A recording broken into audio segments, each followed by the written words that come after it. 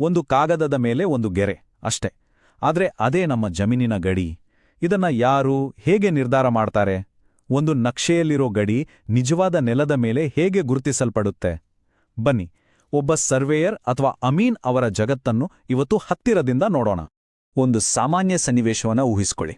ನಿಮಗೊಂದು ಜಾಗ ಇದೆ, ಆದರೆ ದಿನ ನೋಡ್ತಾ ನೋಡ್ತಾ ನಿಮಗೇನೋ ಸರಿಯಿಲ್ಲ ಅಂತ ಅನುಮಾನ ಶುರುವಾಗುತ್ತೆ. ಅರೆ, ನಮ್ಮ ಬೇಲಿ ಸರಿಯಾದ ಜಾಗದಲ್ಲಿ ಇಲ್ವೇನೋ, ಪಕ್ಕದವರು ಸ್ವಲ್ಪ ಮುಂದೆ ಬಂದಿದ್ದಾರಾ ಅಂತ. ಅಂದ್ರೆ ದಾಖಲೆ ಪತ್ರದಲ್ಲಿರೋ ಜಾಗಕ್ಕಿಂತ ಕಣ್ಣಿಗೆ ಕಾಣ್ತಿರೋದು ಕಡಿಮೆ ಇದೆ ಅಂತ ನಿಮಗೆ ಅನ್ಸೋಕೆ ಶುರುವಾಗುತ್ತೆ. ನಿಮಗೆ ಈ ಥರ ಅನ್ಸಿದ್ದು ಸುಮ್ಮನೆ ಅಲ್ಲ, ಇದು ನಾವು ಅಂದ್ಕೊಂಡಿದ್ದಕ್ಕಿಂತ ಜಾಸ್ತಿ ಜನರಿಗಾಗೋ ಸಾಮಾನ್ಯ ಸಮಸ್ಯೆ. ಇಂತಹ ಗೊಂದಲ ಶುರುವಾದಾಗಲೇ ನೋಡಿ, ಎಂಟ್ರಿ ಕೊಡೋದು ನಮ್ಮ ಭೂ ಸರ್ವೇಯರ್. ಅವ್ರನ್ನ ಅಮೀನ್ ಅಂತಾನೂ ಕರೀತಾರೆ, ಪಟ್ವಾರಿ ಅಂತಾನೂ ಕರೀತಾರೆ. ನಾವಿವತ್ತು ಮಾತಾಡೋದು ಗಡಿ ವಿವಾದದ ಬಗ್ಗೆನೇ. ಆದ್ರೆ ನೋಡಿ, ಅಣ್ಣತಮ್ಮಂದರ ಮಧ್ಯೆ ಜಾಗ ಭಾಗ ಮಾಡಬೇಕಾದ್ರೆ, ಅಥವಾ ಒಂದು ಜಾಗವನ್ನ ಕೊಳ್ಳುವಾಗ ಅಥವಾ ಮಾರುವಾಗ, ಹೀಗೆ ಪ್ರತಿಯೊಂದು ಹಂತದಲ್ಲೂ ಸರ್ವೇಯರ್ಗಳು ಬೇಕೇ ಬೇಕು. ಸರಿ, ಹಾಗಾದ್ರೆ ಈ ಪ್ರೋಸೆಸ್ ಹೇಗೆ ಶುರುವಾಗುತ್ತೆ ಅಂತ ನೋಡೋಣ. ಸರಿ, ಸರ್ವೇಯರ್ ಸ್ಥಳಕ್ಕೆ ಬಂದಾಯ್ತು. ಬಂದ ತಕ್ಷಣ ಟೇಪ್ ಹಿಡ್ಕೊಂಡು ಅಳತೆ ಶುರು ಮಾಡ್ತಾರೆ ಅನ್ಕೊಂಡ್ರಾ? ಖಂಡಿತ ಇಲ್ಲ. ಅವ್ರ ಕೆಲ್ಸ ಶುರುವಾಗೋದೇ ಒಂದು ಡಿಟೆಕ್ಟಿವ್ ತರಹ. ಪ್ರತಿಯೊಂದನ್ನು ಕೂಲಂಕಷವಾಗಿ ಪರಿಶೀಲನೆ ಮಾಡ್ತಾರೆ. ಅವರ ಮೊದಲನೇ ಕೆಲ್ಸ ನಿಮ್ಮ ಸಮಸ್ಯೆ ಏನು ಅಂತ ಪೂರ್ತಿಯಾಗಿ ಕೇಳಿಸ್ಕೊಳ್ತಾರೆ. ಆಮೇಲೆ ಒಂದು ಅಂದಾಜಿನ ಮೇಲೆ ಜಾಗದ ಒಂದು ಸ್ಕೆಚ್ ಹಾಕ್ಕೊಳ್ತಾರೆ. ಆನಂತರ ಪ್ಲಾಟ್ ನಂಬರ್, ಊರಿನ ಹೆಸರು ಅಂದ್ರೆ ಮೌಜಾ, ನಕ್ಷೆಯ ಸ್ಕೇಲ್ ಪ್ರತಿಯೊಂದನ್ನು ನೀಟಾಗಿ ತಮ್ಮ ಡೈರಿಯಲ್ಲಿ ಬರ್ಕೊಳ್ತಾರೆ. ಇದೆಲ್ಲ ಯಾಕೆ? ಯಾಕಂದ್ರೆ ಮುಂದಿನ ಪ್ರತಿಯೊಂದು ಅಳತೆಗೂ ಇದೇ ಅಧಿಕೃತ ಅಡಿಪಾಯ. ಇಲ್ಲಿಂದ ಶುರುವಾಗತ್ತೆ ನೋಡಿ ಅಸ್ಲಿ ಆಟ. ಸರ್ವೇಯರ್ ತಲೆಯಲ್ಲಿರೋದು ಒಂದೇ ಒಂದು ಪ್ರಶ್ನೆ: ಪೇಪರ್ ಮೇಲಿರೋ ಸರ್ಕಾರಿ ನಕ್ಷೆಗೂ ನೆಲದ ಮೇಲಿರೋ ನಿಜವಾದ ಜಾಗಕ್ಕೂ ತಾಳೆ ಆಗುತ್ತಾ ಇಲ್ವಾ? ಅದಕ್ಕೆ ಅವರು ಮೊದಲು ಬಳಸೋದು ಗುನಿಯಾ ಅನ್ನೋ ಸ್ಕೇಲ್. ಇದು ನಕ್ಷೆಗಳನ್ನ ಅಳತೆ ಮಾಡೋಕಿರೋ ಒಂದು ಸ್ಪೆಷಲ್ ಉಪಕರಣ. ಇದನ್ನಿಟ್ಕೊಂಡು ಪೇಪರ್ ಮೇಲಿರೋ ನಕ್ಷೆಯಲ್ಲಿ ಗಡಿ ಎಷ್ಟು ಉದ್ದ ಇದೆ, ಕರ್ಣ ಅಂದ್ರೆ ಡಯಾಗನಲ್ ಎಷ್ಟಿದೆ ಅಂತ ನಿಖರವಾಗಿ ಅಳತೆ ಮಾಡ್ಕೊಳ್ತಾರೆ. ಸರಿ, ಪೇಪರ್ ಮೇಲಿನ ಲೆಕ್ಕಾಚಾರ ಆಯ್ತು. ಈಗ ಮುಂದಿನ ಹೆಜ್ಜೆ, ನೇರವಾಗಿ ಜಾಗಕ್ಕೆ ಹೋಗಿ ಜರೀಬ್ ಅನ್ನೋ ಒಂದು ಉದ್ದದ ಚೈನ್ ಹಿಡ್ಕೊಂಡು ಪೇಪರ್ ಮೇಲೆ ಏನ್ ಅಳತೆ ಮಾಡಿದ್ರೋ ಅದನ್ನೇ ನೆಲದ ಮೇಲೆ ಅಳತೆ ಮಾಡ್ತಾರೆ. ಎಲ್ಲೇ ನೋಡಿ ಸಾಮಾನ್ಯ ಗ್ಲಾವರಿ ವಿಷಯ.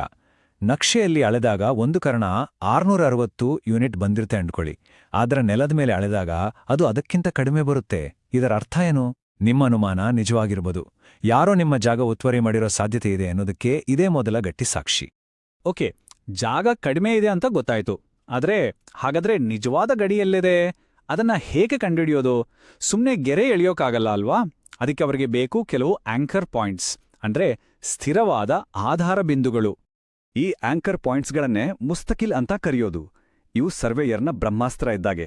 ಯಾಕಂದ್ರೆ ಇವು ನಕ್ಷೆಯಲ್ಲೂ ಇರ್ತವೆ, ನೆಲದ ಮೇಲೂ ಇರ್ತವೆ, ಮತ್ತು ಮುಖ್ಯವಾಗಿ ಇವು ಸುಲಭವಾಗಿ ಬದಲಾಗೋದಿಲ್ಲ. ಇವೇ ನೋಡಿ, ಕಾಗದಕ್ಕೂ ನೆಲಕ್ಕೂ ಲಿಂಕ್ ಮಾಡೋ ಸಾಕ್ಷಿಗಳು. ಹಾಗಾದ್ರೆ ಮುಸ್ತಕಿಲ್ ಅಂದ್ರೆ ಏನು? ಅದೇ ನೋಡಿ, ಹಳೆ ಕಾಲದ ಪಕ್ಕಾ ಬಾವಿ, ಹಳ್ಳಕ್ಕೆ ಹೋಗೋ ದಾರಿ, ಕೆರೆಯ ಏರಿ, ಸರ್ಕಾರ ಹಾಕಿರೋ ಗಡಿಕಲ್ಲು, ಅಥವಾ 3-4 ಜಮೀನುಗಳು ಸೇರುವ ಜಾಗ ಅಂದ್ರೆ ತಿಮ್ಮೇರ, ಚೌಮೇರ. ಹೀಗೆ ಯಾವುದು ಅಷ್ಟು ಸುಲಭವಾಗಿ ಜಾಗ ಬದಲಾಯಿಸಲ್ವೋ ಅವೆಲ್ಲವೂ ಮುಸ್ತಕಿಲ್. ಸರಿ, ಈಗ ಮುಸ್ತಕಿಲ್ಗಳು ಸಿಕ್ಕಾಯ್ತು. ಈಗ ಕೆಲ್ಸ ಶುರು. ಈ ಸ್ಥಿರ ಬಿಂದುಗಳನ್ನೇ ಬಳಸ್ಕೊಂಡು ಕಳೆದುಹೋದ ಗಡಿಯನ್ನ ಮತ್ತೆ ಹೇಗೆ ಗುರುತಿಸ್ತಾರೆ ಅಂತ ನೋಡೋಣ ಬನ್ನಿ. ಇದು ಈ ಒಗಟಿನ ಕೊನೆಯ ಮತ್ತು ಅತಿ ಮುಖ್ಯವಾದ ಭಾಗ. ಇದರ ವಿಧಾನ ಹೀಗಿದೆ. ಮೊದಲು ನಕ್ಷೆಯಲ್ಲಿ ನೋಡ್ತಾರೆ, ಒಂದು ರಸ್ತೆಯಿಂದ ನಿಮ್ಮ ಜಾಗದ ಮೂಲೆ ಎಷ್ಟು ದೂರ ಇದೆ ಅಂತ. ಅದೇ ಅಳತೆಯನ್ನು ನೆಲದ ಮೇಲೂ ಗುರುತು ಮಾಡ್ತಾರೆ. ಆದ್ರೆ ಅಷ್ಟಕ್ಕೆ ಮುಗಿಲಿಲ್ಲ. ನಿಖರತೆಗಾಗಿ ಇನ್ನೊಂದು ಮುಸ್ತಕಿಲ್, ಅಂದ್ರೆ ಹತ್ತಿರದ ಒಂದು ಬಾವಿಯಿಂದ ಆ ಮೂಲೆಗೆ ಅಳತೆ ಮಾಡ್ತಾರೆ. ಎರಡೂ ಕಡೆಯಿಂದ ಎಳೆದ ಗೆರೆಗಳು ಎಲ್ಲಿ ಒಂದಾಗ್ತವೋ ಅದೇ ನಿಮ್ಮ ಜಾಗದ ನಿಜವಾದ ಮೂಲೆ. ಆ ಜಾಗದಲ್ಲಿ ಒಂದು ಬಾವುಟ ಹಾಕ್ತಾರೆ. ಒಂದು ಮೂಲೆ ಸಿಕ್ತು ಅಂದ್ರೆ ಕೆಲಸ ಮುಗ್ದಿಲ್ಲ. ಇದೇ ರೀತಿ ಜಾಗದ ಪ್ರತಿಯೊಂದು ಮೂಲೆಗೂ ಇದೇ ಪ್ರಕ್ರಿಯೆಯನ್ನ ಮತ್ತೆ ಮತ್ತೆ ಮಾಡ್ತಾರೆ. ಒಂದೊಂದೇ ಮೂಲೆಯನ್ನ ನಿಖರವಾಗಿ ಗುರುತಿಸ್ತಾ ಹೋಗ್ತಾರೆ. ಇದು ತುಂಬಾ ತಾಳ್ಮೆಯ ಕೆಲಸ.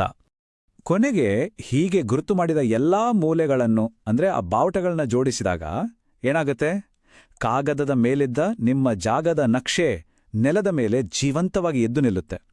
ಯಾರು ಎಷ್ಟು ಜಾಗ ಅತಿಕ್ರಮಣ ಮಾಡಿದ್ದಾರೆ ಅನ್ನೋದು ಕ್ರಿಸ್ಟಲ್ ಕ್ಲಿಯರ್ ಆಗಿ ಗೊತ್ತಾಗುತ್ತೆ. ಅಂದ್ರೆ ನೋಡಿ, ಒಬ್ಬ ಸರ್ವೇಯರ್ ಕೆಲಸ ಬರೀ ಟೇಪ್ ಹಿಡಿದು ಅಳತೆ ಮಾಡೋದಲ್ಲ. ಅವರ ಒಂದು ಸಣ್ಣ ನಿರ್ಧಾರ 2 ಕುಟುಂಬಗಳ ನಡುವಿನ ಸಂಬಂಧವನ್ನು ನಿರ್ಧರಿಸುತ್ತೆ. ಅದಕ್ಕೆ ಈ ಕೆಲಸಕ್ಕೆ ತಂತ್ರಜ್ಞಾನಕ್ಕಿಂತ ಹೆಚ್ಚಾಗಿ ತಾಳ್ಮೆ ಮತ್ತು ನಿಖರತೆ ಬೇಕೇ ಬೇಕು. ಪ್ರತಿದಿನ ನಮ್ಮ ಸುತ್ತಮುತ್ತಲಿನ ಭೂಮಿ ಬದಲಾಗ್ತಾನೇ ಇರುತ್ತೆ. ಇಂಥ ಜಗತ್ತಿನಲ್ಲಿ ಒಂದು ತುಂಡು ಭೂಮಿಯ ನಿಜವಾದ ಗಡಿಯನ್ನು ಗುರುತಿಸೋದು ಅಂದ್ರೆ ಸುಮ್ನೆನಾ? ಇದು ಇತಿಹಾಸವನ್ನು ಕೆದಕಿ ಇಂದಿನ ತಂತ್ರಜ್ಞಾನ ಬಳಸಿ ಸತ್ಯವನ್ನು ಹೊರತೆಗೆಯುವ ಒಂದು ಅದ್ಭುತ ಕಲೆ ಮತ್ತು ವಿಜ್ಞಾನ ಎರಡೂ ಹೌದು.